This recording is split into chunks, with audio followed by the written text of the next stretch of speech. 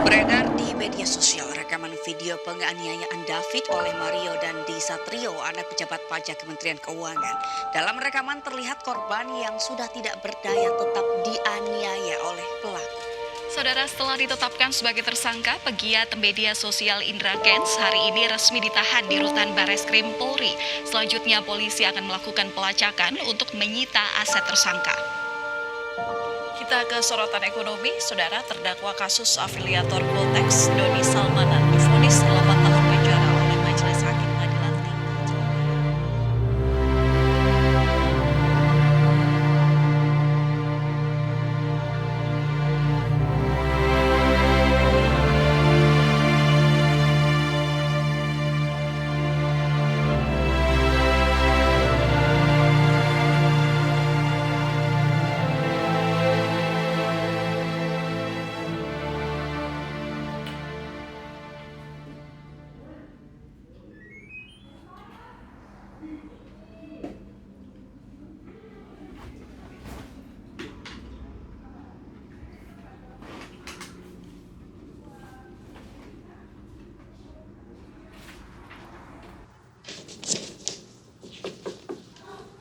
Silakan masuk.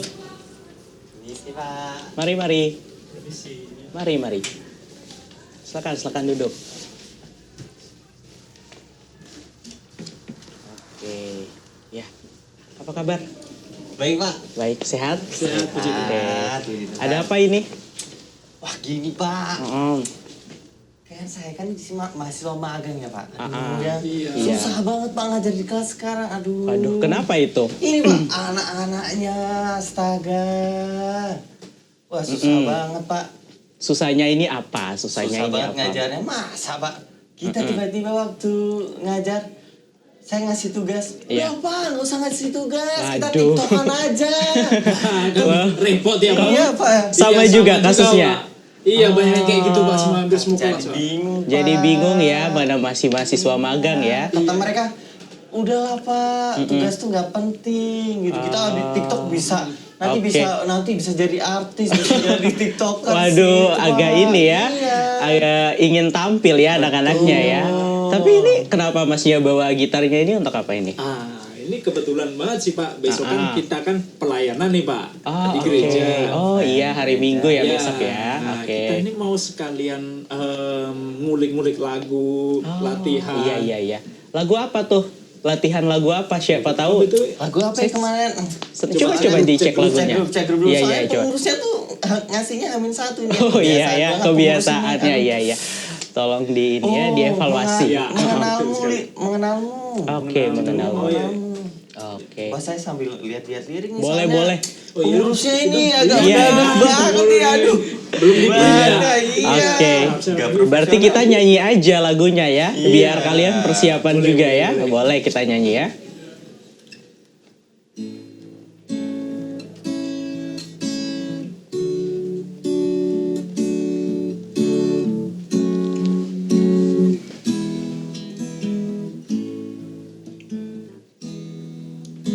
Bila ku buka mataku, terlihat wajahmu, ku terkagum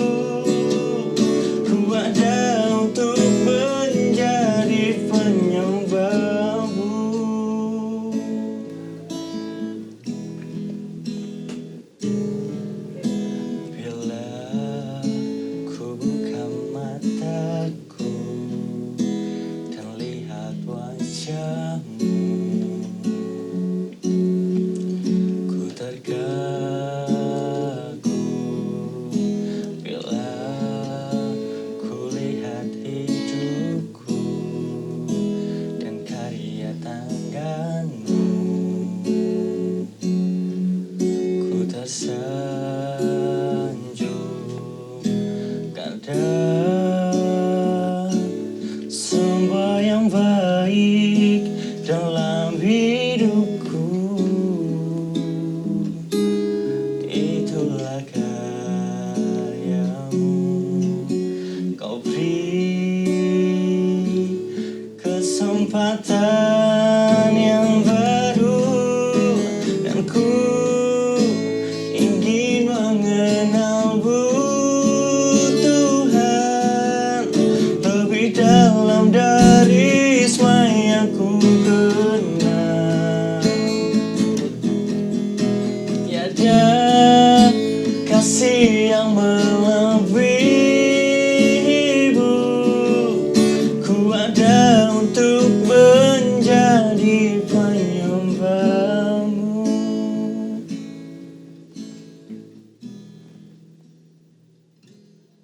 Wah, lagunya dalam sekali ya. Saya boleh Iya tepuk sih. tangan gak deh? Boleh, Oh, boleh keren. Semoga lancar ya besok ya pelayanannya. Oke, berarti hari ini teman-teman mahasiswa ini datang karena ada masalah ya Iya, di Pak. kelas. Oke, ya sudah gini aja sebelum kita diskusi lebih lanjut. Kita mau berdoa dulu ya supaya Tuhan memberkati juga sehingga diskusi kita bisa berjalan dengan baik gitu ya. Oke, saya pimpin. Mari kita berdoa. Tuhan, kami bersyukur untuk kesempatan ini. Terima kasih karena Tuhan boleh memberi kesempatan untuk kami bisa bertemu dengan teman-teman. Dan di saat ini Tuhan kami akan berdiskusi banyak tentang topik mengenai kondisi kepribadian kami sebagai manusia. Kadang sebagai manusia kami hidup namun kami tidak terlalu mengenal diri kami. Sama seperti pujian yang juga baru saja kami naikkan tadi bahwa kami ingin mengenal Tuhan lebih dalam. Tetapi kami juga minta Tuhan ajarlah kami untuk kami juga bisa mengenal diri kami.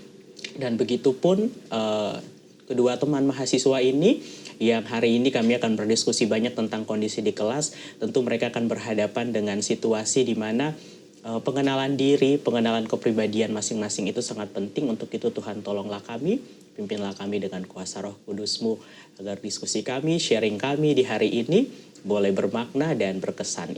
Ini doa kami, di dalam nama Tuhan Yesus kami berdoa dan mengucap syukur.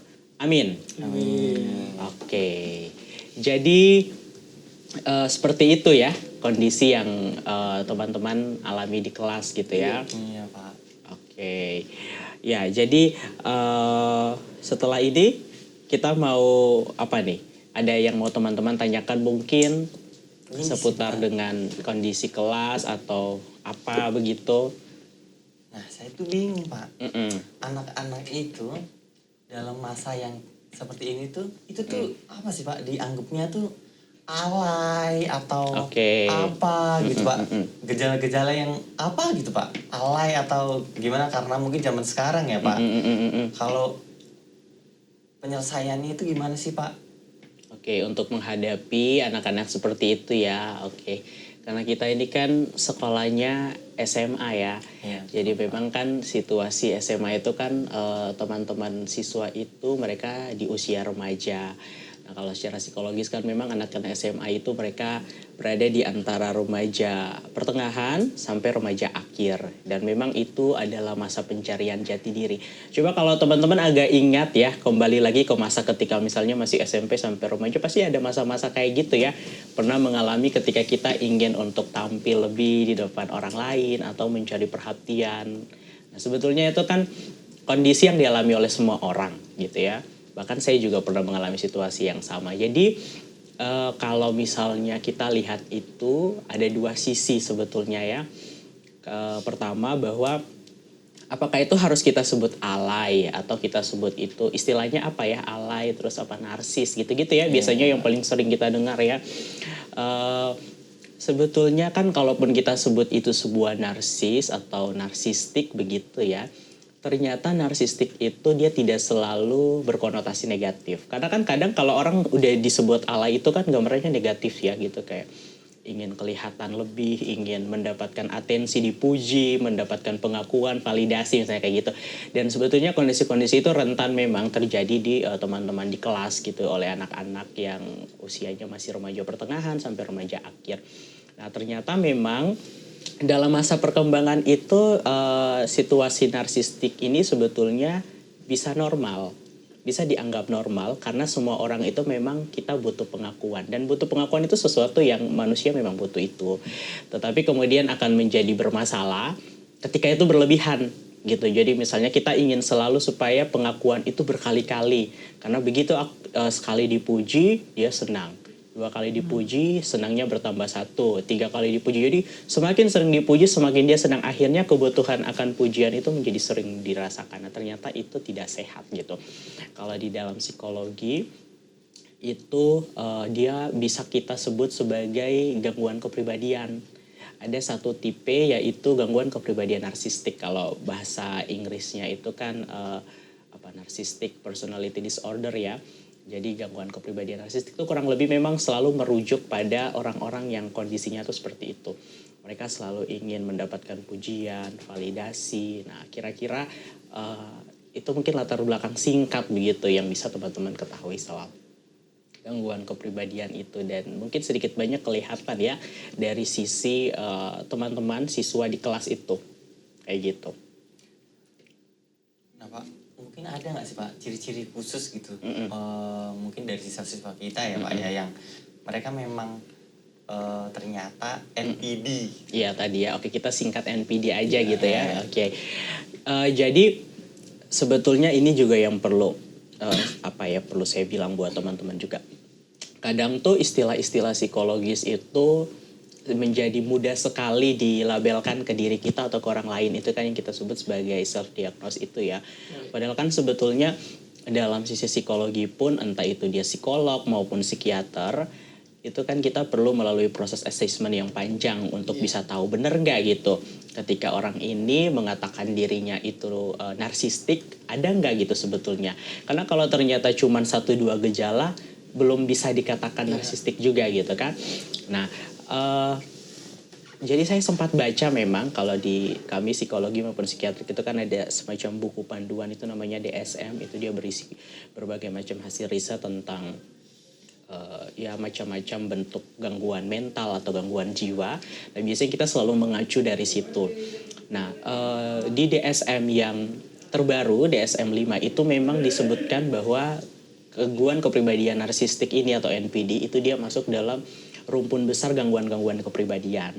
Jadi dari antara 10 tipe, 1 diantaranya itu adalah gangguan kepribadian narsistik tadi. Nah, jadi sebelum kita lihat bahwa karakteristiknya seperti apa, kita perlu memahami dulu pengertiannya. Beberapa pengertian yang bisa kita lihat itu memang orang-orang dengan gangguan narsisme itu biasanya itu mereka ada ahli yang bilang tuh dia tuh seperti ingin menyerap. Jadi menyerap seluruh atensi, seluruh perhatian, seluruh pujian, validasi, pengakuan. Ada yang bilang seperti itu. Tetapi ada juga yang bilang kalau ternyata gangguan narsisme itu adalah bentuk obsesi. Obsesi terhadap diri. Jadi karena dia merasa bahwa dirinya itu ideal, dirinya itu lebih dari orang-orang sekitar, akhirnya pandangan yang muncul di dalam kepalanya terhadap orang lain adalah ya orang harus melihatnya tuh ke dia. Jadi keakuannya itu tinggi. Jadi ada sisi egosentrisnya juga. Kalau egosentris itu kan segala sesuatu tuh fokus kepada aku gitu. Jadi kadang kalau orang-orang itu bicara tuh kita bisa lihat penekanannya tuh selalu aku.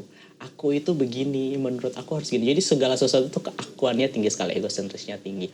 Nah jadi memang ya seperti itulah memang kalau kita bicara soal memahami gangguan kepribadian narsisme itu atau NPD itu sendiri. Nah, kalau karakteristik sendiri memang tuh ada 9 ya. Ada 9 karakteristik seseorang bisa dikatakan memiliki gangguan kepribadian narsisme itu. Yang paling populer yang mungkin teman-teman sering lihat misalnya tuh 1, ternyata orang yang selalu menganggap dirinya lebih penting itu tuh adalah orang yang punya kecenderungan narsisme. Mengapa? Karena orang narsisme itu kan ya tadi keakuannya tinggi sekali ya. Jadi dia merasa bahwa dia itu lebih penting. Jadi misalnya kalau teman-teman di kelas begitu berhadapan dengan siswa atau bahkan mungkin rekan kerja guru atau sesama teman mahasiswa, pasti tidak luput ada orang yang merasa lebih penting dari yang lain. Nah, coba dicek gitu. Jangan-jangan kita tidak bermaksud mendiagnosa ya, tapi itu kan namanya karakteristik gitu ya. Nah, salah satu karakter pertama atau ciri-ciri pertama tuh dia merasa lebih penting. Yang kedua, orang dengan gangguan kepribadian narsistik atau NPD itu biasanya dia merasa lebih unik dan lebih istimewa. Jadi penting dan unik dan istimewa ini kan dua hal yang berbeda ya. Kalau penting ini kan dalam kepentingan sosial, misalnya dia merasa harus didahulukan, diprioritaskan. Tapi kalau merasa unik ini kan tentang persepsi terhadap diri. Dia merasa bahwa di antara semua orang yang ada di sekitar dia ini yang paling spesial, yang paling unik, entah mungkin secara fisik kah atau kemampuan dia berpikir mungkin merasa lebih pintar dan lain sebagainya. Ternyata itu juga tidak baik gitu ya dari sisi kepribadian kalau orang punya karakter seperti itu. Lalu yang ketiga itu orang yang punya gangguan kepribadian narsistik ini seringkali itu dia merasa bahwa orang lain tuh iri dengan dia. Atau bisa jadi dia yang iri dengan orang lain. Jadi ini dua sisi, tetapi sebetulnya itu terjadi secara bersama-sama. Karena kadang orang narsistik itu ya tadi karena dia merasa dia unik, jadi kemungkinan kayaknya si A ini kurang seneng dengan aku ya karena aku punya badan yang lebih bagus atau misalnya aku punya nilai yang lebih bagus di kelas. Jadi dia merasa orang iri pada dirinya. Padahal kan kenyataannya juga bisa saja tidak. Nah, sebetulnya pandangan-pandangan itu kan muncul karena tadi dia merasa dirinya lebih dari orang lain kayak gitu. Ya itu paling mungkin 3 ya di antara 9 karakteristik yang mungkin nanti teman-teman juga ya sebagai calon guru itu bisa mencari sendiri membaca. Tapi memang bagaimana supaya seseorang itu bisa kita ketahui sebagai narsistik ya kita tidak bisa self-diagnose ya. Kita harus kembali ke profesional ahli misalnya ke psikolog kah, psikiater gitu yang memang mereka betul-betul mempelajari itu secara khusus. Jadi ada assessment-nya untuk kita tahu seperti apa kayak gitu. Begitu ya Pak. Nah, kalau di zaman digital sekarang ya Pak, melihat perkembangan juga sosial media itu kan digunain mungkin untuk anak-anak sekarang, zaman sekarang mungkin kayak kalau bisa 24/24 pasti bakal dilakuin. Pertanyaannya Pak, untuk orang-orang yang mungkin senang aja gitu nge-share momen-momen tertentu di sosial media, nge-post dan lain sebagainya, apakah itu juga bisa disebut sebagai narsistik? Betul. Oke. Ini pakai sosial media juga. Ini kayaknya saya merasa juga narsistik gitu loh. Oh iya ya. Agak bingung gitu loh. Berapa per 24 nih? Wah, 24/25 kayaknya. 25 banyak kelebihan ya. Oke. Ya, pertanyaannya bagus memang. Jadi sebetulnya banyak sekali ya penelitian itu yang menunjukkan kalau ternyata kecenderungan gangguan kepribadian narsistik itu atau NPD itu dia tidak bisa lepas dari konteks sekarang. Kita hidup di era digital itu. Apalagi dengan soal sosial media itu kan ada tuh satu ahli tuh dia bilang Cal Newport ya kalau teman-teman nanti cari tahu siapa tuh Cal Newport itu dia menulis buku bagus sekali tentang digital minimalism. Dia bilang di dalam buku itu bersosial media itu membuat kita seperti masuk di satu dunia yang baru. Makanya ketika orang berada di dalam media sosial itu kan ada banyak hal yang dia lakukan di situ ya. Terus seperti yang tadi disebutkan itu adalah dia membagikan momen-momen penting atau kadang pun yang receh juga dibagikan gitu ya.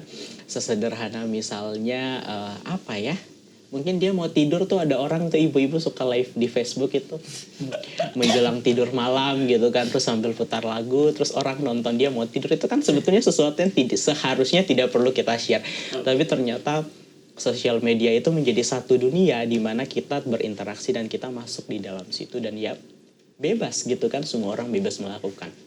Nah kalau pertanyaannya lalu apakah orang yang terlalu sering begitu ya mungkin maksudnya lebih sering tadi ya intens sekali men-share sesuatu ke media sosial itu apakah bisa disebut punya gangguan kepribadian narsisme? Kalau kita kembali ke ciri-ciri tadi, ke karakteristik tadi sedikit banyak sih iya karena ada itu penelitian ya yang dilakukan pada siswa, pada anak-anak, pada remaja itu yang menemukan kalau ternyata remaja pengguna media sosial itu di Indonesia itu mayoritas mereka punya kecenderungan mengalami gangguan kepribadian narsistik. Nah buktinya dari mana? Itu terlihat dari ada satu perilaku kalau teman-teman lihat selfie. Bagi orang yang sering mengupload foto, mengunggah foto selfie di media sosial dan itu kayaknya dalam satu hari itu bisa berentetan begitu ya dan sebetulnya di dalamnya namanya juga selfie hanya dirinya sendiri ternyata itu berkali-kali itu sebetulnya menunjukkan ketidakpuasan ya jadi dia ingin terus-menerus karena memang ketika itu dilakukan, dalam penelitian itu dijelaskan ada keinginan untuk itu di-like, itu di-komen. Ada atensi-atensi positif yang dia ingin dapatkan dari orang-orang sekitar. Nah sebetulnya itu kan kondisi di mana orang dengan gangguan kepribadian narsistik itu cenderung alami. Yaitu mereka ingin supaya menjadi lebih penting dalam konteks sosial, artinya bukan hanya diperlakukan khusus, tetapi dia juga diperhatikan secara khusus. Misalnya tadi mendapatkan komentar. Begitu misalnya orang tidak komen, ya dia merasa merasa gagal. Bahkan kalau teman-teman pernah dengar ada satu kasus di Inggris itu, ada remaja yang dia bunuh diri karena dia merasa bahwa foto yang dia unggah di media sosial itu tidak sempurna karena tidak banyak orang yang like, dan ada beberapa komentar-komentar negatif di situ, membuat dia merasa bahwa dia gagal sebagai seorang manusia. Jadi sebegitu ekstrim sebetulnya kalau kita melihat perilaku orang yang sangat terobsesi dengan diri. Jadi hanya dirinya sendiri dengan latar yang berbeda-beda, baju yang berganti-ganti, tapi dia dalam satu hari itu bisa upload foto sebanyak-banyaknya. Sebetulnya itu juga mengarah ke gangguan kepribadian narsistik itu, dan memang hasil riset itu menunjukkan itu rentan di remaja ternyata ya, karena ya tadi masa-masa pencarian jati diri, butuh pengakuan gitu-gitu. Oh, ternyata gitu ya Pak. Nah, gimana sih Pak pandangan Alkitab nih mengenai mungkin teman-teman kita, murid-murid kita yang mungkin sekarang mereka ternyata adalah NPD, dan kemudian ada nggak sih Pak ayat-ayat yang berhubungan sama itu gitu, yang mungkin ini bisa menjadi penguatan juga sih bagi mereka. Iya, oke. Mungkin sebelum kita masuk ke ke pemahaman soal Alkitab itu ya, tadi saya sedikit menambahkan. Jadi ada temuan menarik juga, ternyata orang yang NPD itu tuh dia punya dua indikasi. Pertama, bisa jadi karena dia kesepian. Jadi ada penelitian tuh menunjukkan kalau orang yang kesepian itu intensitas penggunaan media sosialnya tuh tinggi sekali. Kenapa? Karena dia memang dalam kehidupan nyata dia sendiri, tidak ada interaksi dengan orang lain. Jadi justru media sosial itu menjadi dunia di mana dia bisa merasa untuk terkoneksi dengan orang lain. Jadi itu memang sesuatu yang saya temukan juga ya di dunia nyata. Beberapa orang yang memang jarang sekali berinteraksi dengan orang lain, tetapi di media sosial tuh wah luar biasa, postingannya tuh ramai sekali. Dalam satu hari dia bisa unggah 5-6 postingan kayak gitu. Dan ternyata memang secara psikologis ada sisi tadi ya, kerapuhannya itu karena dia mengalami kesepian. Tapi di sisi lain juga ada sisi ketika dia merasa dirinya sangat berharga, sehingga itu terjadi. Dia terus-menerus memposting dirinya. Tetapi di lain sisi juga itu bukan sesuatu yang salah gitu ya. Yang paling penting kan sebetulnya kuncinya adalah ketika itu tidak berlebihan. Kita kan memang harus cinta dengan diri kita. Kita itu namanya self compassion. Jadi kita menghargai diri kita, bertindak dengan baik terhadap diri, dan itu sesuatu yang wajar. Yang penting adalah itu tidak berlebihan dan tidak juga merugikan orang lain. Karena kan sebetulnya kalau orang-orang yang terlalu berlebihan, kalian pasti merasa risih ya. Kalau misalnya membuka media sosial kok orang ini lagi dan postingannya itu aja, tidak ada sesuatu yang baru dan rasanya kok terlalu berlebihan. Nah tanpa kita sadari orang NPD itu nggak merasa begitu, tapi orang lain merasa itu. Nah ternyata berhubungan juga kan dalam relasi dia dengan orang lain. Nah mungkin ketika kita melihat itu dalam kehidupan nyata, maka kita akan berhadapan dengan bagaimana Alkitab juga membantu kita untuk menilai ya, mengevaluasi diri kita sendiri. Ada satu cerita itu di dalam Injil Lukas pasal 18 itu ayat 9-14 itu, kalau pernah dengar perumpamaan tentang orang Farisi dan pemungut cukai yang berdoa. Jadi itu ceritanya Tuhan Yesus itu lagi seperti biasa mengajar banyak orang, lalu Tuhan menceritakan perumpamaan itu. Jadi di dalam perumpamaan itu Tuhan Yesus bercerita bahwa ada dua orang yang sedang beribadah di Bait Allah. Dalam ibadahnya itu yang satu adalah orang Farisi, yang satu ini adalah pemungut cukai. Ketika yang orang Farisi ini berdoa, dia itu berdoa dengan suara yang sangat keras begitu, dia berteriak, tetapi di dalam doanya itu dia seakan-akan menyudutkan si pemungut cukai. Jadi kurang lebih saya baca nih ya, saya sempat kutip itu, dia bilang kayak gini, "Ya Allah, aku mengucap syukur kepadamu karena aku tidak sama seperti semua orang lain. Bukan perampok, bukan orang lalim, bukan pesinah, dan bukan juga seperti pemungut cukai ini. Aku berpuasa 2 kali seminggu, dan aku memberikan 1/10 dari penghasilanku. Jadi dari cerita ini kan kelihatan ya bahwa ternyata sosok orang Farisi ini dia menjadi sangat angkuh begitu. Karena dia merasa bahwa dia sempurna, dia tidak kurang, justru dia merasa lebih daripada orang lain. Sementara Tuhan Yesus bercerita kalau orang pemungut cukai ini beda. Dalam cerita itu digambarkan justru dalam berdoa itu dia tidak berani menatap ke langit. Dia tertunduk malu, dia agak mundur, terus doanya tuh singkat sekali. Dia cuma bilang begini, "Ya Allah, kasihanilah aku orang berdosa ini."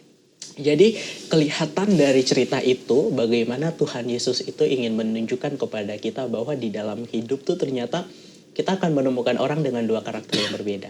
Ada orang yang begitu mengagungkan diri, merasa paling penting, merasa semua yang dia lakukan itu paling benar. Entah itu benar di hadapan Allah maupun menurut dia orang lain pun akan menganggap itu benar. Tapi di lain sisi ternyata ada orang yang mungkin dia tidak harus melakukan hal-hal besar seperti itu.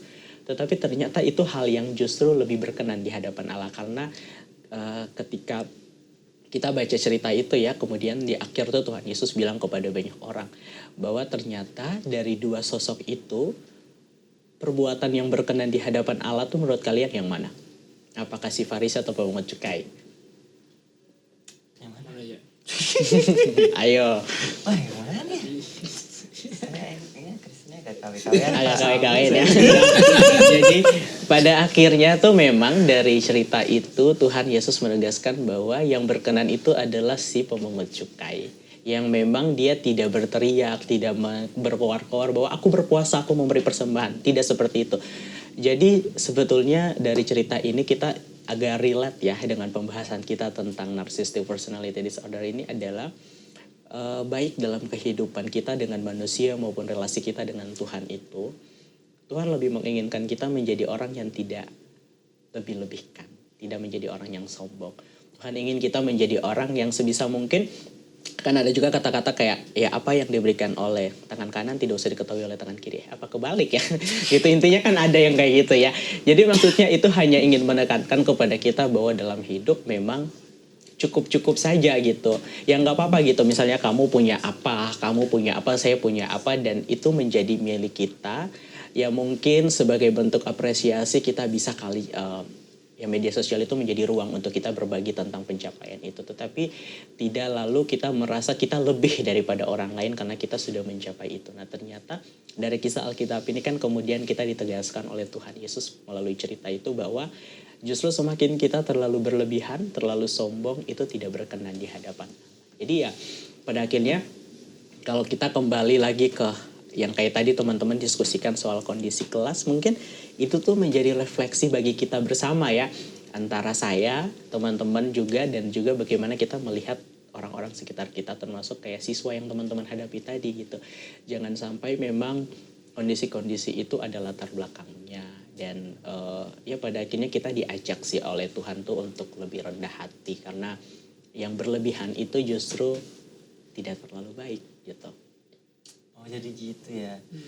Akhirnya kita tahu nih dari sisi psikologi dan teologi ini nyambung nih. Di sini aku harus satu-satu psikolog. Kayaknya, soalnya saya merasa suka foto-foto.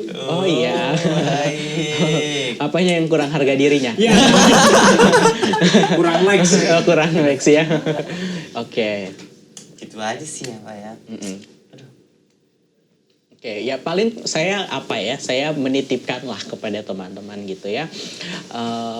Jadi ya kita kembali aja kepada keyakinan bahwa ternyata segala sesuatu yang berlebihan itu kan tidak baik gitu kan. Misalnya kalau kita makan manis itu kan enak sekali, tapi ternyata kalau manis terlalu berlebihan tuh bisa berdampak ke diabetes misalnya.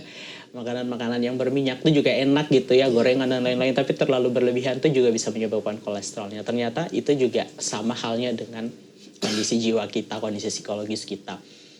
Merasa diri paling penting itu juga bagus. merasa diri paling berharga itu sangat penting. Tetapi ternyata begitu kita merasa lebih penting dan orang lain kita anggap tidak penting, itu justru tidak bagus juga. Jadi ya kembali lagi kepada kesadaran bahwa kita sesama manusia, jadi nggak usah berlebihan gitu. Dan ternyata kan secara psikologis kemudian ada indikasinya, oh itu ternyata gangguan kepribadian, itu ternyata adalah sebuah masalah gitu. Kalau bahasa klinisnya tuh patologis, itu kan penyakit gitu ya, ternyata itu adalah bagian dari penyakit juga. Jadi berlebihan itu tidak sehat juga. Jadi ya tadi kembali lagi bahwa hidup dengan sederhana dan merasa cukup dengan segala sesuatu yang kita punya, itu akan membantu kita untuk lebih bisa menguasai diri, dan semoga saja tidak terobsesi dengan diri sendiri lalu mengarah kepada gangguan kepribadian itu, karena ternyata itu membuat mungkin kita nyaman tapi orang lain tidak nyaman. Padahal kan kita hidup itu kan terkoneksi juga dengan orang lain ya. Paling itu yang bisa saya titipkan buat teman-teman. Wah, aku jadi inget satu lagu nih yang agak relate nih apa sama itu? percakapan kita hari ini. Apa tuh? Lagunya itu tentang kasih Tuhan tuh ya, emang yang paling tinggi ya Tuhan Oh, gitu. ya, Kita mah ya udah biasa Iya, aja iya. gitu. Kita di dunia semuanya dititipin gitu ya kan. Iya, Ada iya. lagu Apa tuh? Pecahlah dan lihat. Wah, menarik tuh. Kita nyanyi lagu itu ya. Lagunya juga buat besok ini Oh soalnya. ya udah, sekalian ya, kan? sekalian kita nyanyikan. Betul, karena saya juga tidak apa. Iya. Mari kita Melihat Kita lihat liriknya. begitu. Memang pengurusnya nih. Iya, ini belum di print ya. Iya, bisa dievaluasi Kita yang setelah ini ya. Enggak profesional atau pengurusnya? Wah, sepertinya dua-duanya. Kita jangan mementingkan diri sendiri ya. Iya betul. Iya iya. Iya. Tarik. Yuk.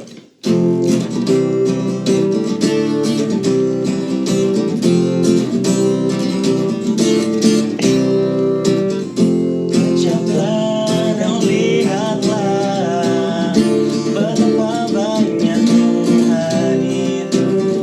Rasakan dan nikmati kasih setia Tuhan. Kecaplah dan lihatlah betapa banyak Tuhan itu.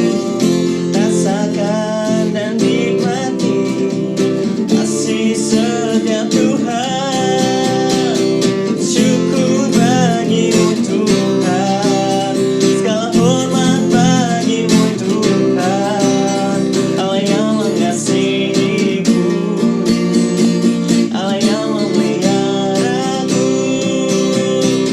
Syukur bagimu Tuhan, segala hormat bagimu Tuhan. Allah yang mengasihiku, Allah yang memeliharaku selamanya.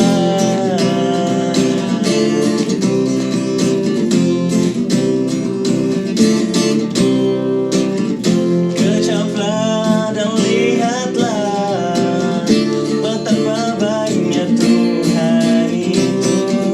Rasakan dan nikmati kasih setia Tuhan. Syukur bagimu Tuhan, segala hormat bagimu Tuhan. Allah yang mengasihiku, Allah yang memeliharaku. Syukur bagimu Tuhan, segala hormat bagimu Tuhan. Allah yang memeliharaku, Allah yang memeliharaku selamanya. Selamanya. Selamanya.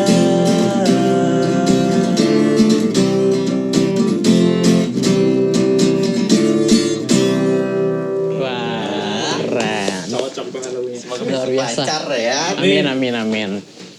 Oke, karena ini juga sudah jam pulang ya, jadi kita bisa cukupkan, nanti kita bisa diskusi lagi kalau misalnya ada yang mau teman-teman diskusikan berikutnya gitu ya. Oke, tadi saya sudah doa ya. Dari Mas Adam mau yang berdoa untuk menutup? Mungkin Mas. Gue ini tunjuk-tunjukkan nih, aduh, ketahuan nih Kristen ya. Iya. Mari kita tutup konsol kita pada saat waktu ini. Mari kita bersatu dalam doa. Tuhan Yesus, Allah Bapa kami yang tak dalam kerajaan surga yang mulia, anakmu berterima kasih atas segala berkat nikmat yang kau berikan Tuhan dalam kehidupan kami hari lepas hari Tuhan. Kami yakin dan percaya Engkau selalu menolong kami, Engkau selalu menggandeng tangan kami dalam jalan-Mu Tuhan.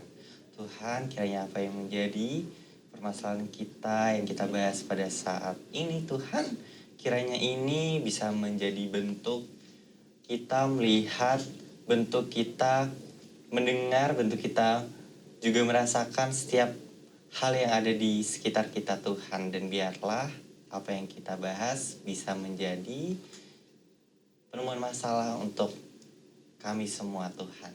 Terima kasih Tuhan, anak-Mu serahkan Tuhan, hidup kami, kuasa, dan setiap curahan Roh-Mu hanya ke dalam tangan-Mu yang kuasa. Haleluya, amin. Amin. Oke. Terima kasih Mas ya. Nanti kita bisa diskusi lagi kapan-kapan juga, Pak. gitu ya. Ya. Oke. Mari kita boleh.